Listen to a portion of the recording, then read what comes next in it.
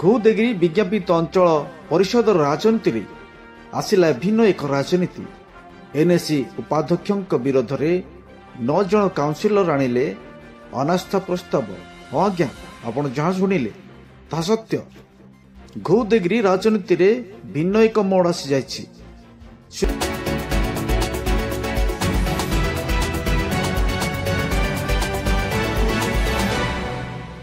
ସୂଚନା ପ୍ରକାରେ କନ୍ଧମାଳ ଜିଲ୍ଲା ଘୁଦେଗିରି ବିଜ୍ଞାପିତ ଅଞ୍ଚଳ ପରିଷଦର ଉପାଧ୍ୟକ୍ଷ ସନ୍ତୋଷ କୁମାର ବାଘଙ୍କ ବିରୋଧରେ ମଙ୍ଗଳବାର ଦିନ ଅତିରିକ୍ତ ଜିଲ୍ଲାପାଳ ଅଶୋକ କୁମାର ଭଇଙ୍କ ମାଧ୍ୟମରେ ଜିଲ୍ଲାପାଳ ଅମୃତ ଋତୁରାଜଙ୍କୁ ପରିଷଦର 9 ଜଣ ସଭ୍ୟା ଲିଖିତ ଭାବରେ ଅନାସ୍ଥା ପ୍ରସ୍ତାବ ନିମନ୍ତେ ଦରଖାସ୍ତ ପ୍ରଦାନ କରିଥିବା ସୂଚନା ମିଳିଛି।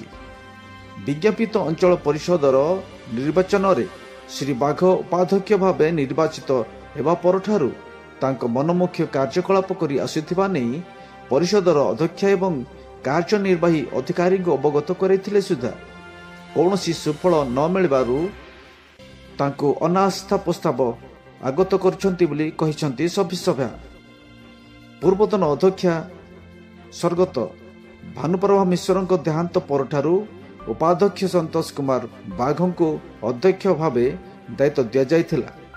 ସେହି ସମୟଠାରୁ ଆଜି ପର୍ଯ୍ୟନ୍ତ ବିଭିନ୍ନ ସରକାରୀ ତଥା ଅଞ୍ଚଳର ବିକାଶମୂଳକ କାର୍ଯ୍ୟକ୍ରମକୁ ନିଜ ମନ ମୁତାବକ କାର୍ଯ୍ୟ କରୁଥିବା ନେଇ ସଭ୍ୟଙ୍କ ମଧ୍ୟରେ ଅସନ୍ତୋଷ ଦେଖାଦେଇଥିଲା, ଯାହାକୁ ନେଇ ଆଜି 9 ଜଣ କାଉନସିଲର ଯଥା ପି ସଞ୍ଜୀବ କୁମାର ପାତ୍ର, ରାକେଶ କୁମାର ପ୍ରଧାନ, କୁନ୍ତିମା ମଲ୍ଲିକ, ଲକ୍ଷ୍ମୀପ୍ରିୟା ପରିଛା, ଭାରତୀ ବେହେରା, ଲିପିକା ପ୍ରଧାନ, ସଙ୍ଗୀତ ନାୟକ, ନିଶାରାଣୀ ନାୟକ ଓ ଦୀପକ କୁମାର ନାୟକ ଜିଲ୍ଲାପାଳଙ୍କ କାର୍ଯ୍ୟାଳୟକୁ ଯାଇ ଅତିରିକ୍ତ ଜିଲ୍ଲାପାଳଙ୍କୁ ଉପାଧ୍ୟକ୍ଷ ସନ୍ତୋଷ କୁମାର ବାଘଙ୍କ ବିରୋଧରେ ଅନାସ୍ଥା ପ୍ରସ୍ତାବ ଆଗତ ନିମନ୍ତେ ଲିଖିତ ଦରଖାସ୍ତ ଦେଇଥିବା ଘୁଦେଗିରି ଗଣମାଧ୍ୟମକୁ ସୂଚନା ଦିଆଯାଇଥିବା ସୂଚନା ରହିଛି।